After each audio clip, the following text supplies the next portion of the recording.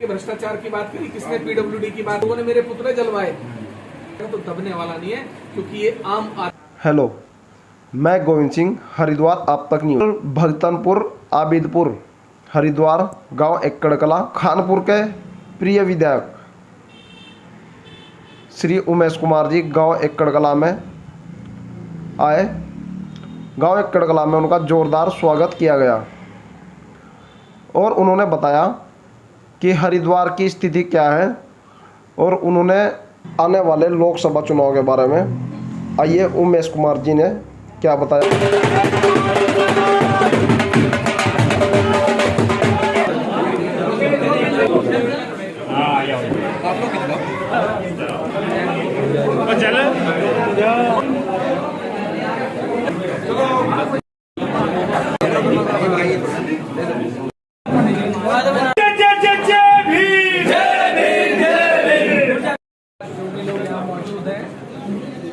इतने शानदार और उत्साहवर्धक स्वागत के लिए बहुत बहुत धन्यवाद। आज शायद मैं पहली बार गांव में आया हूं और जिस तरह आप लगे मुझसे मिलने लोग लगे हैं, उस तरह से मुझे एक बार भी ये नहीं लगा कि मैं यहाँ पहली बार आया हूँ या आप मुझे पहली बार मिल रहे हैं या मुझे आज शायद पहली बार आप मेरे बारे में जानते हैं। बड़ी खुशी की बात है कि आप लोग मेरे से इतना प्यार रखते हैं, इतना लगाव रखते हैं, इतना जुड़ाव रखते हैं। मैंने एक नई मुहिम छेड़ी है, उसका नाम है हरिद्वार बचाओ। लोग कहते हैं हरिद्वार जोड़ो। हरिद्वार तो हमेशा से जुड़ा हुआ है, सदियों से जुड़ा हुआ। हरिद्वार कभी टूटा नहीं था, लेकिन हरिद्वार को हमें उन लुटेरे से, उन डकैतों से और चोरों से बचाना है जो यहाँ का 1000 करोड़ रुपया सालाना खा जाते हैं। भाई देखो, सुन लो बात, 1000 करोड़ रुपया सालाना इस हरिद्वार जनपद के विकास के लिए आता है। 50% का कमीशन आपको पता है कौन खा जाता है? कौन खा जाता है? ईमानदारी से बता दो। जिला पंचायत, नेता, विधायक, अधिकारी सब मिलकर 25% ठेकेदार अपना कमाई का रख लेते हैं। कितना हो गया? 1000 करोड़ों में से 75% गया, कितना बचा? 250 करोड़ रुपया। और वो 250 करोड़ रुपए की बंदरबाट कैसी होती है सबको पता है। अगर ये ईमानदारी से हम 1000 करोड़ रुपए सालाना इस हरिद्वार जनपद के विकास पर लगाएं तो ये सोने की चिड़िया बन जाएगा, कोई रोक नहीं पाएगा।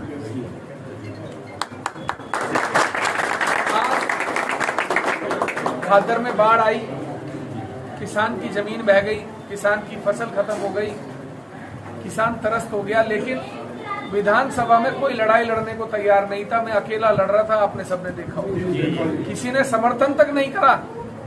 क्या हरिद्वार के विधायकों का अधिकार नहीं बनता था? उनका जिम्मेदारी नहीं बनती थी कि सदन के अंदर मेरे साथ खड़े होकर बेंच पर हाथ मारते कि हाँ विधायक उमेश कुमार सही बात कह रहा है? क्या मेरी लड़ाई थी? मेरे घर की लड़ाई थी? फिर भी मैं अकेला लड़ता रहा। मैं झुका नहीं, ना सरकार के सामने झुका, ना मंत्रियों के, ना नेताओं के। और पूरे सदन में मैंने अपनी बात दमदारी के साथ रखी। आप सबने देखी होगी। कितने लोगों ने देखी? ईमानदारी से बताओ। कहीं भी घबराए, डरे किसी से? हम इस बात से डरे कि कल को सरकार हमारा नुकसान करेगी, हमारा काम नहीं करेगी? नहीं डरे, क्योंकि आम आदमी की आवाज, किसान की आवाज, गरीब की आवाज कौन उठाएगा? उसका चुना हुआ नेता। क्षेत्र के विधायकों को नींद आ रही थी। क्षेत्र के विधायक इस बात की जिम्मेदारी लेने को तैयार नहीं थे कि भाई उमेश कुमार के साथ खड़े। अरे मैं तो निर्दलीय था, ना मैं भाजपा का था, ना मैं कांग्रेस का था, ना मैं बीजेपी का था, ना समाजवादी पार्टी का। मेरे साथ तो खड़े हो सकते थे, मेरे साथ भी खड़े नहीं। खैर, हमने अपनी लड़ाई मजबूती से लड़ी और अब ये लड़ाई हरिद्वार बचाने की है। हरिद्वार बचाने का मतलब है हमें अपने अस्पताल बचाने हैं। आज सारे रेफर सेंटर बन गए हैं, किसी अस्पताल में इलाज नहीं है, बुखार तक का इलाज नहीं है, दवाई के लिए भी रेफर लिख देते हैं। रुड़की जाओ, हरिद्वार जाओ, देहरादून जाओ, ऋषिकेश जाओ। हमें इन चोर लुटेरों का ऐसा इलाज करना है कि कल को हमारे बच्चों का, हमारे आने वाली पीढ़ियों के इलाज के लिए हमें ऋषिकेश, हरिद्वार, देहरादून ना भागना पड़े। हमें अपने बच्चों की पढ़ाई के लिए हमें यहाँ से बाहर ना जाना पड़े। हमें बेरोजगारों की लड़ाई लड़नी है। आज सिडकुल में सिर्फ 5% स्थानीय लोग काम करते हैं, जबकि कैबिनेट के अंदर प्रावधान है कि 70% स्थानीय युवा होंगे। क्यों नहीं है भाई? क्यों डरते हो तुम इन नेताओं, इन बड़े बड़े आदमियों से? इन जो करोड़ों अरबोपति लोग हैं जो यहाँ आके फैक्ट्रियां लगाते हैं, जमीन हमारी, पैसा हमारा, टैक्स का पैसा हमारा, सब कुछ हमारा, लेकिन हम इनके गुलाम हैं। क्यों? क्या ये फैक्ट्री वाले भगवान है हमारे? ये ईस्ट इंडिया कंपनियां हैं जो यहाँ आके बस गई और हमारे युवाओं का शोषण करती हैं। जूता हाथ में लो और इनका इलाज करो, तभी इलाज होगा, वरना ये तुम्हारे सर पे चढ़ के बैठ। याचना करने से किसी को कुछ नहीं मिला, रण करने से मिला। और एक बार कोई बिरादरी नहीं, एक बात बताओ, लोग जाति बिरादरी की बात करते हैं। बेल्टा प्रकरण हुआ, कौन आदमी लड़ाई लड़ रहा था पूरे बेल्टा प्रकरण? योगेश के लिए वकील कौन लेके आया? कपिल सिब्बल को। कितने लोग जानते हैं? हाथ उठा के बताओ ईमानदारी से। देश का सबसे बड़ा वकील मैं योगेश के लिए लाया। बेल्टा में रात को जो बेचारी बेगुनाह औरतें थी और बेगुनाह नाबालिग बच्चे थे, किसने छुड़वाए रात को 2 बजे थाने जाके? जानता है आप में से कोई? अकेला गया, अकेला व्हील चेयर पे गया, लेकिन रात को छुड़वा के लाया। प्रमोद का अंतिम संस्कार कौन करा के आया? पंकज का अंतिम संस्कार किसने कराया? जब गांव में कंधा देने वाला भी नहीं था कोई। पुलिस की उस दहशत से जिस दिन लाठीचार्ज हुआ, अगले दिन सुबह पंकज का जब मैं अंतिम संस्कार करा के आया, कैमरे पर बोल रहा हूँ, उस गांव के अगर लोग भी देखेंगे इस वीडियो को तो बता दें अगर उमेश कुमार गलत कह रहा है। 2 आदमी कंधा देने वाले नहीं थे। हमारे यहाँ लड़के खड़े हैं, एक सैनी है और एक हमारा गुज्जर का लड़का है हमारे यहाँ, रजत नहीं, वो दूसरा हमारा कार्तिक और सैनी ने कंधा दिया, तब हम 4 कंधे जुटा पाए उस लड़कियों का अंतिम संस्कार। तब कहाँ गए थे नेता? तब कहाँ गए थे ठेकेदार बिरादरी के? तो मेरा ये कहना है कि जाति बिरादरी से उठ के अपने बच्चों के लिए, अपने आने वाले कल के लिए, अपने भविष्य के लिए लड़ो, वरना जाति बिरादरी में गुम हो जाओगे। और ये तुम्हारा शोषण सदियों से सिर्फ जाति बिरादरी के नाम पे, अरे फलानी जाति का बन जाएगा, वोट अपने को देना है, अरे फलाने का बन जाएगा। क्या करा मुझे ये बता दो जाति बिरादरियों ने? शोषण, सिर्फ शोषण करा हर आदमी का। इससे बाहर आओ, अपने को मजबूत करो, अपने लोगों को जोड़ो, अपने साथियों को जोड़ो, अपने परिवार को, अपने रिश्तेदारों को जोड़ो और एक बार हरिद्वार बचाने की लड़ाई लड़ो। और उसके बाद हरिद्वार में तुम्हें खुद बदलाव नहीं दिखा तो मेरा नाम बदल देना। आज पूरे हरिद्वार में सब बदमाशों से, लुटेरों से, डकैतों से कौन लड़ी? किसने पीडब्ल्यूडी की बात करी? किसने करी? मैंने, सिर्फ अकेले ने आवाज उठाई। लोगों ने मेरे पुतले जलवाए, लेकिन हम फिर भी इनसे डरे नहीं, ना दबे। और मैं फिर कह रहा हूँ, हरिद्वार जनपद के जिन लोगों को ये गलतफहमी हो, जिन नेताओं को ये गलतफहमी हो कि उमेश कुमार उनके रोकने से रुक जाएगा, उनके डराने से डर जाएगा या उनसे दब जाएगा, तो दबने वाला नहीं है। क्योंकि ये आम आदमी की लड़ाई है और ये लड़ाई उसी मूवमेंट की तरह चलेगी जैसे देश आजाद कराने के लिए 1947 में हमें आजादी मिली थी, एक बड़ी लड़ाई लड़के, वैसे ही हरिद्वार को हमें इस सरकारों से बचाना। क्योंकि हरिद्वार के साथ ये सरकारें सोतेला व्यवहार करती हैं। अपने दिल पे हाथ रख के बता दो ईमानदारी से, होता है? हमारे यहाँ बाढ़ आई, हमारे यहाँ आपदा आई, कौन आया? जरा सी ऊपर कहीं बाढ़ आ जाए, कुछ आ जाए, वहाँ सारी की सारी सरकार वहां जाके पड़ जाती है। क्यों? हम यहाँ, हम क्या उत्तराखंड के लोग नहीं है? हमारा हरिद्वार उत्तराखंड में नहीं आता? कुंभ घोटाला, सबसे बड़ा घोटाला, 20 करोड़ रुपए का चूना बिछा देते हैं कुंभ। कहाँ ये किसे चूना लगाते हैं? कभी पता लगा कहाँ लगा? कोई लल्लू जी टेंट वाले के बारे में जानता है? नहीं जानते? बता देता हूँ। कुंभ में जो 600-700 करोड़ का काम होता है, जो उसके लिए बल्ली किराए पे देता है, बल्ब किराए पे देता है, बल्ब का किराया पता कितना जाता है? 500 रुपए बल्ब का किराया दिया जाता है। 100 रुपए की बल्ली का किराया पता कितना जाता है? 2000 रुपए महीने का। एक बल्ली 100 रुपए की। तो ये तुम्हें लूटा जा रहा है, जिसकी बताओ हमारे युवाओं को जानकारी नहीं है। तो बताओ, शर्म आनी चाहिए। हम लोग लूट रहे हैं और हमें पता नहीं। मैं जब से यहाँ आया हूँ, मेरे इतनी दिल में पीड़ा है। मैं रोज देखता हूँ, कभी मैं खानपुर ब्लॉक में मुकदमा करा रहा होता हूँ, सुनते होंगे आप, कभी लक्सर में ब्लॉक में मुकदमा दर्ज करा रहा होता हूँ, फलाने का टीन शेड खा लिया, इसका। अभी एक कंपनी, इससे बड़ी क्या दुखद घटना होगी।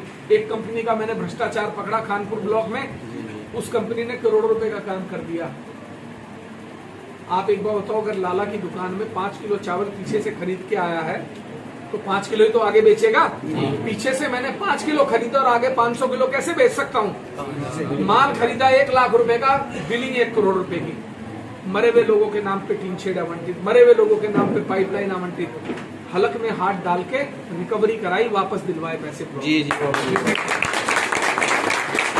आज हर विधानसभा से, प्रदेश से, सब जगह से कभी सुना मैं सिंचाई में, निधि में किसी से चवन्नी लियो? नहीं लिया किसी से, ईमानदारी से। और मैं तो कहता हूँ अपने हाथ में गंगा जल ले लें सारे के सारे लोग, और मैं भी लेता हूँ, कसम खा जाए ईमानदारी से, ईमानदार है या नहीं। मेरा 10 करोड़ का मैंने बाईपास पास कराया अपने यहाँ, क्योंकि हमारे यहाँ लक्सर पुल पे जाम लग जाता है बहादुरपुर फाटक, तो हमने उसका निराकरण करने के लिए लक्सर भुरनी कुआंखेड़ा बाईपास पास कराया। 10 करोड़ रुपए का बाईपास, जिस दिन उसका शासनादेश होने वाला था, मुझे कुछ लोगों ने सलाह दी, ठेकेदारों ने, विधायक जी अभी इसका आदेश पारित मत कराओ, इस बाईपास पे जो मुख्य जमीनें हैं वो खरीद लो, फिर ये बाईपास पास कराना।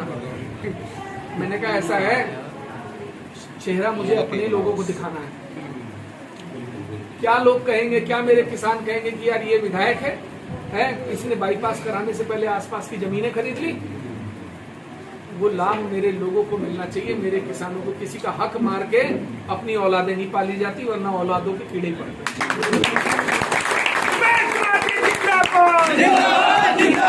चलिए एक बार एक मूवमेंट चलाओ, हरिद्वार बचाओ मूवमेंट। मैं आपको भरोसा दिलाता हूँ, देखो 100% तो कोई आदमी खरा नहीं उतर सकता, लेकिन 70% खरा जरूर उतरूंगा, मेरा वादा है आपसे। जब मेरी जहां जरूरत होगी, आज आप एक काम कर लो, कभी किसी भी नेता को अजमा लेना, रात को 2 बजे जाके और मेरे घर आके अजमा लेना, आपको खुद एहसास हो जाएगा। 6 बजे दरवाजा खुलता है सुबह, और रात को 2 बजे घर के गेट बंद होते हैं, जब तक अंतिम व्यक्ति नहीं चला जाता।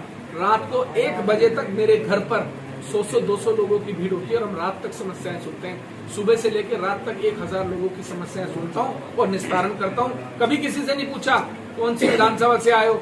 हमने तो यहाँ तक लोगों को देखा, लोग कहते हैं तेरे बूथ से तो वोट ही नहीं मिला, तेरा काम क्यों करूँ। सही बात। तो कभी ये पूछा ही नहीं बूथ क्या है और क्या नहीं है। हमने तो ये भी नहीं पूछा यार तेरी विधानसभा कौन सी है।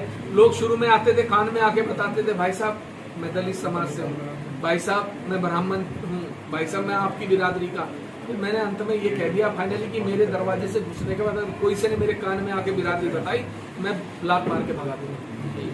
उस दिन का दिन है, आज का दिन है। कोई आके नहीं बिरादरी बताता, ना जाति बताता, ना हम पूछते किसी से। 1.5 साल में 100 अनाथ और निर्धन कन्याओं का विवाह कराया। कितनी इतना सामान दिया जितना सामान एक बाप एक माँ अपने किसी बच्ची को विदा करते हुए देते, उससे ज्यादा दिया होगा।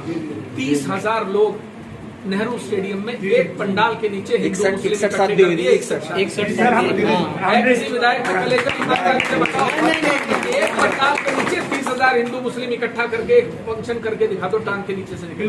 सही बात है। तो ये अब हम 100 शादियां कर रहे हैं दिसंबर में। आपके कहीं दूर दराज रिश्तेदारी में कोई लड़की हो, अनाथ निर्धन गरीब हो, कोई दिक्कत नहीं है, जरूरी नहीं अनाथ हो, आप उसका पंजीकरण हमारे यहाँ कराइए। इस बार 100 कन्याओं का विवाह बहुत धूमधाम से और बड़े तरीके से मनाया जाएगा। इस बार आप सब लोग भी शामिल होंगे। कुछ लोग हो सकता है हमारे यहाँ से शामिल नहीं हो पाए होंगे, तो मैं चाहता हूँ इस बार सब लोग शामिल हो। और हम एक ऐतिहासिक दूसरी बात, खादर के लिए मैंने एक उप जिला अस्पताल स्वीकृत करा दिया। जानकारी है, समाज से भी बहुत सारे भाई होंगे यहाँ पे। रविदास जी की लगभग 1.5 साल से कलकत्ता में एक पेंटिंग बनवा रहा था मैं। 1.5 साल में वो बन के तैयार हुई है। उसकी ऊंचाई इस कमरे के बराबर है और 10 फुट चौड़ी है। दुनिया की सबसे बड़ी हाथ से बनी हुई रविदास जी की पेंटिंग है। देखोगे तो आपको लगेगा आप बोल पड़ेंगे। तो अब आएगी, उसकी रथ यात्रा करेंगे। दिल्ली पहुंच गई है, दिल्ली तैयार हो रही है। उसका फ्रेम क्योंकि बड़ा फ्रेम है, तो वहां से उसका हम एक रथ यात्रा का कार्यक्रम बनेगा। पूरे हरिद्वार में एक बढ़िया रथ यात्रा करा के गंगा जी के किनारे उसका एक शीशे का कमरा बनवा के वहां स्थापित करेंगे। और दूसरी बात, मेरे से अक्सर लोग पूछते हैं कि भाई हमारे समाज के साथ आपका क्या वादा है, क्या करोगे। नारायणगढ़ अंबाला में है, यहाँ तो नहीं है। रविदास जी का सबसे खूबसूरत आश्रम अगर देखना हो दुनिया में कहीं, तो नारायणगढ़ चले जाओ अंबाला में। वहां जाके भी दलित समाज की 124 कन्याओं का विवाह अपने हाथ से करा। सब लोग मजबूती से एक हो जाओ। मैं आपको फिर बता रहा हूँ, वरना आने वाली तुम्हारी पीढ़ियां इनकी गुलाम हो जाएगी और ये जैसे चाहेंगे वैसे तुम्हें चलाएंगे। इनके कब्जे से निकलना। बस, धन्यवाद।